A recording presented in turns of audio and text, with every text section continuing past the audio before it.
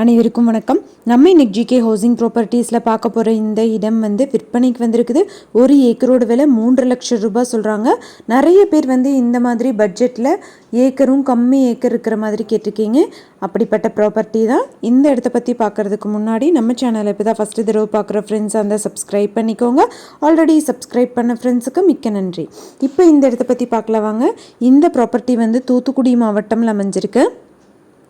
ஓட்டப்பிடாரம் தாலுக்கில் வந்துடுது. மானாவாரி விவசாய பூமி. பருத்தி, மக்காசோளம், உளுந்து, பாசிப்பயிறு, கம்பம்புல், அப்புறம் ஆமணக்கு அந்த மாதிரி பயிர் பண்ணுறதுக்கு ஏற்றதான ஒரு விவசாய பூமி.